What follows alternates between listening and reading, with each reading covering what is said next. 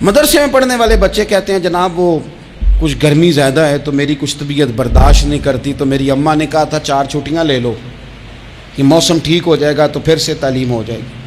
تو غور سے چہرے دیکھتے ہیں تو ہم کہتے ہیں یار اگر کل کو ہمیں جہاد پہ جانا پڑا تو ہم لوگ جائیں گے، ہم میدانوں میں نکلیں گے، ہم وہ لوگ ہیں جو سختیاں برداشت کریں گے، یہ والے لوگ ہیں جو میدان میں جائیں گے جو 1 منٹ کے لیے اتنی دنیا جمع کر لی، مرنے کو جی نہیں چاہ رہا۔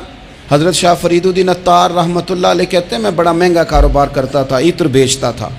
مہنگا کاروبار ہے نا، عرب شریف کے اندر آپ جائیں تو جہاں سونے والی دکان ہوتی ہے اس کے ساتھ خوشبو والی دکان ہوتی ہے، مکہ مکرمہ میں دیکھ لیں، مسجد نبوی میں دیکھ لیں، مہنگا کاروبار ہے یہ، اور اب میرا بزنس تھا، کاروبار تھا۔ تو آپ فرماتے ہیں کہ ایک دن ایک بزرگ آ گئے، انہوں نے ایک شیشی دیکھی، خوشبو سونگی، دوسری، تیسری، چوتھی۔ اچھے سیل مین آگے بڑھ کے خود کہتے ہیں آپ کو کیا چاہیے؟ میں نے بھی کہا بابا جی کیا چاہیے مجھے بتائیں، کیا دیکھ رہے ہیں؟ تو بابا جی بڑے دھیمے، ٹھنڈے اور حوصلے والے لہجے میں کہنے لگے پتر دیکھ رہا ہوں تیری جان بڑی مشکل سے نکلے گی۔ تو میں نے کہا وہ کیوں؟ کہنے لگے اتنی مہنگا تو نے مال جمع کیا ہے، کبھی مرنے لگے گا تو یہ یاد آئے گا، کبھی وہ یاد آئے گا، کبھی سادہ کر لیں، اس کو سادہ کر لیں، کبھی اس سوسائٹی والا پلاٹ یاد آئے گا، کبھی ادھر والا یاد آئے گا، کبھی لاہور والا یاد آئے گا، کہاں مرنے کو جی چاہتا ہے۔ اور پھر ایک اور دھوکہ ہے، میں بچوں کے لیے کر رہا ہوں، بچوں کے نام تو ایک دھیلا بھی نہیں، وہ تو سارا آپ کے اپنے نام ہے، ایسے ہی بہانہ بنایا ہوئے بچوں، کس بچے کے نام؟ بچے نے تو 50 دفعہ کہا ہے کہ وہ ایک دکان بیچ دو، میں نے کام کرنا ہے، تو ابا کہتا مراں گا تو تاں بکے گی۔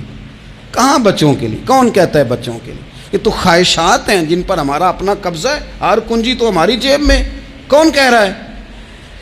وہ تو کبھی جا کے ملے گا ان کو جب موقع آئے گا۔ تو کہا یہ اتنا مال جمع کیا ہے تم پتر، تیری جان تو مشکل سے نکلے گی۔ تو کہتے ہیں میں دنیا دار تھا، دنیا دار کو نصیحت کریں تو وہ غصہ کرتا ہے، طنز کرتا ہے۔ کہتے ہیں مجھے غصہ آیا تو میں نے جھٹ سے کہا، لوگ کہتے نہیں تم اپنی قبریں جانا ہے تو میں اپنی، کہتے میں نے جھٹ سے کہا، میں نے کہا بابا میری جان تو مشکل سے نکلے گی تو تیری کیسے نکلے گی؟ تو کہتے ہیں بابا جی کہنے لگے پتر ادھر آنا ذرا۔ تو میں کاؤنٹر کے اوپر سے ہو کے بابا جی کے پاس آیا، وہ میری دکان کے فرش پہ لیٹے، کعبے کو منہ کیا، کلمہ پڑھا اور ان کی روح پرواز کر گئی۔ عرش فرشتے بانگاں ملیاں، مکے پہ گیا شور، بلے شاہ اسی نہیں مرنا، اے تے مر گیا ہی کوئی ہور، نالے وارث شاہ وہ کدوں مر دے جنہ کیتیاں نیک کمائیاں نے۔ کہا یہ دیکھ لو مر گئے، بس اتنی کام تھا، تیاری ہے۔ امام غزالی کا آخری وقت تھا نا، تو انہوں نے وضو کیا، غسل کیا، خوشبو لگائی، اپنے ہاتھوں سے چادر بچھائی، پھر تکیہ رکھا، پھر لیٹے، پھر حضور پہ درود پڑھا، اور پھر کہنے لگے رب اگر تیری مرضی ہے تو غزالی بھی تیرا تیار ہے۔ بس یہ جملے زبان پہ تھے اور روح پرواز کر گئی۔ موت کو سمجھے ہیں غافل اختتام زندگی، یہ ہے شام زندگی، پھر صبح دوام زندگی۔ عزیز بھائیو ہم نے نا بڑی آسائشیں جمع کر لی، بڑا کچھ اپنی عقل کے زور پر ہم نے اکٹھا کر لیا، نہیں ہمارا پروگرام۔ کسی سے پوچھ لیں صحت کیسی ہے، تو عمر اگر اس کی بڑی اوپر بھی چلی جا رہی ہو، اب تو خیر سالگرہ میں آنے کا رواج ہر جگہ آ گیا ہے، ہم سے بھی لوگ پوچھتے ہیں کہ آپ بتائیں آپ کس تاریخ کو پیدا ہوئے تھے، تو میں کہتا ہوں کوئی کارنامہ سر انجام دے لینے دو پھر بتا دیں گے، ابھی تو کچھ کر نہیں سکے، کچھ بتائیں گے تو کوئی دن بھی منا لیں گے، ابھی تو لگتا ہے کہ بڑا وقت ضائع ہو گیا ہم سے۔ تو عزیز بھائی کوئی نہیں کہتا کہ اب ٹائم آ گیا ہے، شوگر ہو گئی ہے، بلڈ پریشر ہو گیا ہے، طبیعت خراب رہتی ہے، فلانا مسئلہ ہو گیا ہے، تو تمنا موت اور موت کا ڈر اور نہ مرنے کا ارادہ اور دنیا سے دل کو لگا کے رکھنا اور ہر وقت جینے کی خواہش پیدا کرنا اور ہر وقت حلمی مزید کی دوڑ میں رہنا، وہ لوگ اس لیے تیار رہتے تھے، دعائیں مانگتے تھے شہادت کی، کہ انہوں نے نا دنیا بنائی نہیں تھی۔ حضرت عمر نے تو دوسرا کرتا نہیں پہنا ساری زندگی، وہ جو مکان آ رہا تھا وہی چل رہا تھا، وہ تو تھوڑے پہ قرضہ تھا ان پہ، لیکن ہر نماز کے بعد صحیح بخاری میں موجود ہے وہ دعا مانگتے تھے، اللہم ارزقنی شہادتاً فی سبیلک، یا اللہ ایسا نہ ہو میں تبھی موت چلا جاؤں، مجھے اپنے رستے میں شہادت کی موت دینا۔ ہر نماز کے بعد دعا مانگی جا رہی، لیکن شہادت والی موت کی نہیں، شہادت والی موت. اللہم ارزقنی شہادتاً فی سبیلک. اور مالک مدینہ چھوڑنے کو دل نہیں کرتا. یا اللہ شہادت کی موت دینا اور دینا بھی اپنے نبی کے شہر کے اندر, یہیں رہوں, یہیں میرا مدفن بنے. اللہ نے انہیں موقع دیا. آپ دیکھیں نا, ان لوگوں کا دل کرتا تھا. حضرت خالد بن ولید رضی اللہ تعالیٰ عنہ ساری زندگی میدان میں گزاری, پورے جسم میں 1 انچ جگہ باقی نہیں تھی جہاں زخم نہ ہو, ساری زندگی میدان میں رہے. لیکن آخری وقت روتے تھے, فرماتے تھے اس کی بے نیازی دیکھو, میں شہادت کے لیے میدان میں رہا لیکن شہادت میرا مقدر ہی نہیں تھی. اور پھر آخری وقت بھی فرمایا میرا گھوڑا, میرے کپڑے, میری زرہ, میری تلوار یہ کسی مجاہد کو دے دینا. چلو میں اب جہاد میں نہیں ہوں تو میرا سامان تو جہاد میں رہے, کسی مجاہد کو دینا. ان لوگوں نے جتنی محنت کی نا مرنے کے بعد کے لیے کی, مرنے کے بعد کے لیے, زندگی کا جو دوسرا پل ہے اس کے لیے کوشش کی. وہاں انہوں نے صدقات جمع کرائے, خیرات جمع کرائے, عبادات جمع کرائیں, حسن اخلاق جمع کرایا, اچھا سلوک جمع کرایا. انہوں نے آخرت کے بینک میں ڈھیروں مال جمع کرایا, وہاں ان کے مکان بک ہوئے, جنت میں ان کے نام کی بڑی بڑی جگہیں اللہ تبارک و تعالیٰ کے فضل سے طے کی گئیں. تو پھر انہیں وہاں جانے میں کوئی دشواری بھی نہیں تھی, انہیں کوئی مشکل نہیں تھی, وہ تیار تھے. لیکن چونکہ ساری محنت ہی دنیا کے لیے ہے, وہ جو خاص ایک آخرت پر مسلمان کا ایمان اور یقین اور تیقن تھا, اس طرف ہمارا مزاج نہیں. آپ دیکھیے حضرت ملک الموت اسرائیل علیہ السلام نا حضرت ابراہیم علیہ السلام کی روح قبض کرنے کے لیے حاضر ہوئے. تو کہا جناب چلیے آپ کی روح لینے آیا ہوں. تو حضرت ابراہیم علیہ السلام فرمانے لگے, اسرائیل, یہ قاضی ثناء اللہ صاحب پانی پتی رحمۃ اللہ علیہ نے اس کو تفسیر مظہری میں لکھا ہے. حضرت ابراہیم خلیل اللہ علیہ السلام فرمانے لگے, اسرائیل کیا کوئی خلیل بھی اپنے خلیل کی روح قبض کرتا ہے؟ واتخذ اللہ ابراہیم خلیلا, اللہ نے تو مجھے دوست بنایا, دوست ہو کے دوست کی روح قبض کرنے جا رہا ہے. حضرت اسرائیل نے ارادہ چھوڑا اور حضرت ابراہیم کا وہ جملہ لے کے رب کی بارگاہ میں حاضر ہوئے. عرض کی مالک جناب ابراہیم علیہ السلام نے فرمایا ہے کہ اللہ کی بارگاہ میں عرض کرو کہ مالک کیا کوئی خلیل بھی اپنے خلیل کی روح قبض کرتا ہے؟ تو رب کریم نے فرمایا اب میرا بھی پیغام جا کے جناب ابراہیم کو دے دو, ان سے جا کے کہو رب فرماتا ہے کیا کوئی خلیل بھی اپنے خلیل کی ملاقات کو ناپسند کرتا ہے؟ آپ کو تو ملنے کو بلا رہے ہیں, موت تو ایک پل ہے, یہاں سے گزریں گے تو جا کے محبوب سے ملیں گے. تو کیا کوئی خلیل بھی ناپسند کرتا ہے کہ وہ اپنے خلیل سے ملاقات نہ کرے؟ حضرت سیدنا اسرائیل علیہ السلام پیغام لے کے آئے اور کہا ہے اللہ کے خلیل رب فرماتا ہے کیا خلیل بھی خلیل کی ملاقات کو تو حضرت ابراہیم تو کھول کے روئے, کہنے لگے اب دیر نہ کر, اب ذرا جلدی کر, اب ذرا جلدی لے جا. اور میرے نبی پاک صلی اللہ علیہ وسلم نے فرمایا, سیاستہ میں حدیث ہے, فرمایا تم میں سے جو رب سے ملنے کو پسند کرتا ہے نا, جو اللہ سے ملنے کا شوق رکھتا ہے نا, اللہ بھی اس کی ملاقات کو پسند فرماتا ہے. تم میں سے جو رب سے ملنے کا شوق رکھتا ہے, اقبال کیا کہتے ہیں, کہتے ہیں تیرے عشق کی انتہا چاہتا ہوں, تو میری سادگی دیکھ میں کیا چاہتا ہوں, میرا ذرا سا تو دل ہے مگر شوق اتنا, میں وہی لن ترانی سنا چاہتا ہوں. مالک میرا دل کرتا ہے میں تجھ سے کہوں رب آرینی, میں تجھے دیکھنا چاہتا ہوں, اور تو مجھے کہے لن ترانی, تو نہیں دیکھ سکتا. میرا ذرا سا تو دل ہے مگر شوق اتنا, میں بھی وہی لن ترانی سنا چاہتا ہوں. پھر خود ہی کہنے لگے او بھری بزم میں راز کی بات کہہ دی, میں بڑا بے ادب ہوں سزا چاہتا ہوں. یہ تو سب کو بتانے والی بات ہی نہیں تھی جو میں نے بتا دی, بھری بزم میں راز کی بات کہہ, بڑا بے ادب ہوں سزا چاہتا ہوں. نبی کریم علیہ السلام نے فرمایا تم میں سے جو رب کی ملاقات کا شوق رکھتا ہے نا, اللہ بھی اس کی ملاقات کو پسند فرماتا ہے. اور فرمایا تم میں سے جس کا رب سے ملنے کا شوق نہیں نا, اللہ بھی اس کی ملاقات کو پسند نہیں فرماتا. یہ سیاستہ میں حدیث ہے. ایک دفعہ غور کر نہ لیں, فلاں سے ملنے کو بھی جی چاہتا ہے, فلاں علاقہ دیکھنے کو بھی جی چاہتا ہے, فلاں کی ملاقات کو بھی جی چاہتا ہے, کبھی اس کو ملنے کو بھی جی چاہتا ہے جس نے بنایا ہے سارا کچھ, کبھی اس کی صحابہ تو تڑپ کے حضور کی بارگاہ میں آئے تھے نا, وَإِذَا سَأَلَكَ عِبَادِي عَنِّي فَإِنِّي قَرِيبٌ, تڑپ کے کہا تھا یا رسول اللہ صلی اللہ علیہ وسلم سالوں بیت گئے سجدے کرتے، عبادت کرتے، روزہ رکھتے، حج کرتے، زکوٰۃ دیتے، اب دل کرتا ہے کبھی وہ ملے، کبھی اسے دیکھیں، کبھی یہ حقیقت منتظر نظر آ نہ لباس مجاز میں، لاکھوں سجدے تڑپ رہے ہیں میری جبین نیاز میں، دل کرتا ہے ملنے کو۔ تو جب صحابہ نے آ کے حضور کی بارگاہ میں یہ عرض کی نا، یا رسول اللہ رب سے ملنے کو جی چاہتا ہے، تو اللہ نے فرمایا وَإِذَا سَأَلَكَ عِبَادِي عَنِّي فَإِنِّي قَرِيبٌ، اے محبوب جب میرے بندے آپ کے پاس آ کے میرے بارے میں سوال کریں تو ان سے فرما دو میں تو ان کے قریب ہی ہوں، جب بھی دعا مانگیں گے میں ان کی دعاؤں کو قبول فرماؤں گا، میں قریب ہوں ان کے۔ اپنے دل کے اندر شوق ہو، اللہ رسول کی طرف بڑھنے کا شوق ہو۔ مسلمان موت سے نہیں ڈرتا، لیکن صحیح بخاری اور صحیح مسلم میں حدیث ہے، نبی پاک علیہ الصلوۃ والسلام نے فرمایا آج ایک مسلمان 1000 کافر کو آگے لگا لیتا ہے اور کافر بھاگ جاتا ہے، ایک وقت آئے گا ایک کافر ہوگا اور 1000 مسلمان کو بھگا ڈالے گا۔ یا رسول اللہ کیوں؟ ہمارے پاس اسلحہ نہیں ہوگا، ہمیں لڑنے کا سلیقہ نہیں آئے گا؟ تو نبی پاک علیہ السلام نے فرمایا یہ مسئلہ نہیں، تمہیں وہن ہو جائے گا، وہن۔ یا رسول اللہ یہ وہن کیا ہوتا ہے؟ تو حضور نے فرمایا تمہیں نا زندگی سے پیار ہو جائے گا، تمہیں مرنا برا لگے گا، کراہت آئے گی مرنے سے، تم مرنا نہیں چاہو گے۔ تو جب کسی کو زندگی سے پیار ہو جائے تو پھر وہ بھاگتا ہے، پھر وہ ہر بندے کی ہر بات مانتا ہے چونکہ وہ جینا چاہتا ہے۔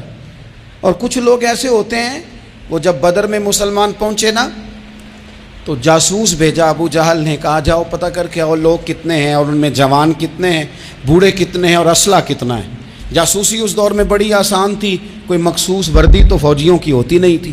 تو وہ شخص آ گیا، مسلمانوں کو دیکھ کر واپس گیا، تو جا کے اس نے بدر کے دن ابو جہل سے کہا کہ وہ 313 ہیں اور ان میں بچے بھی ہیں، بوڑھے بھی ہیں اور اسلحہ بھی زیادہ نہیں، اور گھوڑے اور اونٹ اور سواریاں بھی تھوڑی ہیں۔ تو ابو جہل بڑا ہنسا اور معاذ اللہ کہنے لگا کیا ان نے ہم سے لڑنا ہے، تھوڑے سے تو لوگ آئیں، اس طرح کرو صبح نا انہیں پشتوں پہ باندھ کے نا گھوڑوں کی تو مکے لے چلتے ہیں، وہاں جا کے دیکھیں گے ان کے ساتھ کیا کرنا ہے۔ تو وہ جاسوس کہنے لگا پوری بات تو سن لے۔ اس نے کہا پوری بات کیا ہے؟ کہنے لگا آئے 313 ہیں پر گھر واپس جانے کا کسی کا بھی ارادہ نہیں، وہ کشتیاں جلا کے آئے ہیں، میں رات وہاں گزار کے آیا ہوں، میں نے بوڑھوں کو بھی شہادت مانگتے دیکھا ہے، میں نے بچوں کو بھی شہادت مانگتے دیکھا ہے، میں نے ایک ایک کے سینے میں مر مٹنے کا جذبہ دیکھا ہے، وہ جینے کی امنگ لے کے نہیں آئے، ہتھیلی پہ رکھ کے آئے ہیں جان، اور ایک ایک شخص شہید ہو کے جانا چاہتا ہے، اور وہ ایک دوسرے کے پیچھے چھپیں گے نہیں۔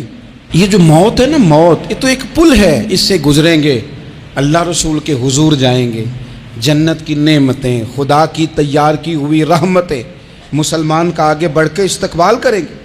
حضرت عمار بن یاسر رضی اللہ تعالیٰ عنہ کو زخم لگ رہا ہے میدان جہاد میں، اور تیز زخم لگ رہا ہے، سخت تکلیف میں۔ تو ایک شخص نے آ کے پوچھا کیا حال ہے؟ تو آپ فرمانے لگے حال کیا ہونا ہے، تھوڑا سا ٹائم رہ گیا ہے۔ تو بندہ پریشان ہو گیا، اس نے کہا کس بات میں؟ فرمانے لگے تھوڑا سا ٹائم رہ گیا ہے، بس میں نبی پاک سے ملنے والا ہوں اور حضور کے صحابہ سے ملنے والا ہوں۔ حضرت عمار بن یاسر رضی اللہ تعالیٰ عنہ کہنے لگے تھوڑا سا ٹائم رہ گیا، تھوڑا سا مرنا مرنا ہر کوئی آکھے تے میں بھی آکھاں مرنا، تے جس مرنے تھی خوشبو نہ آوے او مرنا کی مرنا، تے جس مرنے وچ سونا راضی اس مرنے تو کی ڈرنا۔ ایک گل رکھنا یاد کہ میرا جس دن ہووے مرنا، سب کچھ کرنا، سب کچھ کر کے میرا منہ روزے ول کرنا، شاید میرا آقا آوے میں دیدار حضور دا کرنا۔ فرمایا کہ وہ تو بالکل قریب آ گیا ٹائم۔ حضرت سیدنا بلال حبشی رضی اللہ تعالیٰ عنہ آخری وقت ہے، لوگ بڑا اس کا منظر جب بیان کرتے ہیں تو خوفناک بیان کرتے ہیں، اس طرح کا لہجہ اختیار کرتے ہیں کہ بات سن کے بندہ کانپ جائے۔ سیدنا بلال حبشی رضی اللہ تعالیٰ عنہ بالکل آخری وقت ہے، جانے کا ٹائم۔ تو حضرت بلال کی اہلیہ قریب بیٹھی ہیں، تو کہنے لگی بڑے غم کا موقع آ گیا، غموں کی رات شروع ہو گئی، حالات میرے لیے مشکل آ گئے۔ آپ نے فرمایا کیا ہوا؟ کہنے لگی آپ جا رہے ہیں؟ تو حضرت بلال کہنے لگے یہ غم کا موقع نہیں، یہ تو خوشی کا موقع ہے، میں جاؤں گا تو حضور سے ملوں گا نا، جاؤں گا تو نبی پاک سے ملاقات ہوگی، یہ تو میرا ملاقات کا وقت آیا۔ تو اپنی زندگی کے اندر انسان کچھ اپنی آخرت کے لیے کرے۔ عزیز دوستو، قرآن مجید فرقان حمید زندگی کے ہر زاویے پر ہماری تربیت کرتا ہے۔ جہاں جہاں انسان ذہنی، اخلاقی اور طبعی کمزوریوں کا شکار ہوتا ہے، وہاں وہاں کتاب و سنت ہماری کھل کے رہنمائی کرتی ہے۔ انسان کی زندگی کے اندر ایک کمزوری یہ بھی ہوتی ہے کہ وہ لوگوں کی باتوں کا بڑا اثر لیتا ہے، اور کچھ ایسی ساری زندگی اپنے حق میں رائے عامہ ہموار کرتے ہی گزر جاتی ہے کہ لوگوں کی رائے میرے حق میں ٹھیک ہو جائے۔ یاد رکھیے گا میرے عزیز کہ رائے عامہ لوگوں کی میرے بارے میں کیا ہے، ہاں ایسا ماحول نہ بنائیں کہ آپ ایسی جگہ کھڑے ہو جائیں کہ بلا وجہ آپ کے لیے بحث کا دروازہ کھلے، لیکن ہر وقت لوگوں کی رائے کا خیال رکھنا ہمارے دین نے ہمیں یہ سبق نہیں دیا، بلکہ ہمارے دین نے ہمیں یہ سبق دیا ہے کہ تم نے یہ دیکھنا ہے کہ اللہ اور اس کا رسول کس کام میں راضی ہے۔ اپنے دل سے پوچھنا ہے، اپنی طبیعت سے اس بات کا تم نے اقرار کرنا ہے کہ تمہاری توجہ اللہ رسول کی رضا کی طرف کتنی مائل ہے، اور اگر ضمیر اس بات پہ مطمئن ہو جائے، آپ کا دل اس بات پر ٹھہر جائے، اللہ تعالیٰ انشراح صدر ہم جس رستے پہ چل رہے ہیں وہ رستہ بالکل ٹھیک ہے، اخلاص والا ہے، اللہ رسول کی رضا والا ہے، ہم نے جو راہ اختیار کی ہے وہ راہ ہی راہ حق ہے، جب یہ طے ہو جائے، ضمیر مطمئن ہو جائے، پھر لوگوں کی پرواہ نہیں کرنی، پھر اس رستے پہ چل نکلیں۔ حضرت غوث اعظم رضی اللہ تعالیٰ عنہ فرماتے مدح اور ذم یعنی تعریف اور تنقید دونوں سے بے نیاز ہو کر پھر اپنے سفر کو جاری رکھنا ہے، جاری رکھنا ہے اور جاری رکھنا ہے۔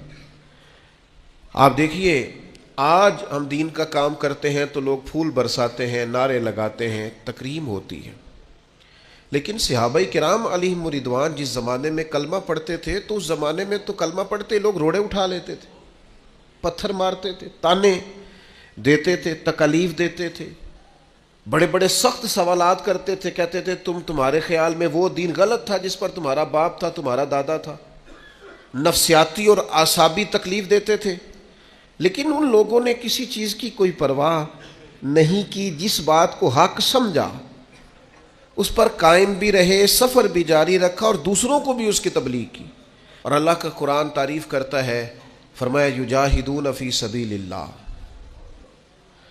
وہ لوگ اللہ کے محبوب لوگ جو راہ خدا میں جد و جہد کرتے ہیں، ولا یخافون لومۃ لائم، پھر وہ کسی ملامت کرنے والے کی ملامت کی پرواہ نہیں کرتے، وہ پرواہ نہیں کرتے لوگ ان کے بارے میں کیا کہتے ہیں۔ فرمایا ذالک فضل اللہ یؤتیہ من یشاء، یہ جو وہ پرواہ نہیں نہ کرتے یہ اللہ کا فضل ہے، اور یہ فضل اللہ جسے چاہتا ہے عطا کرتا ہے۔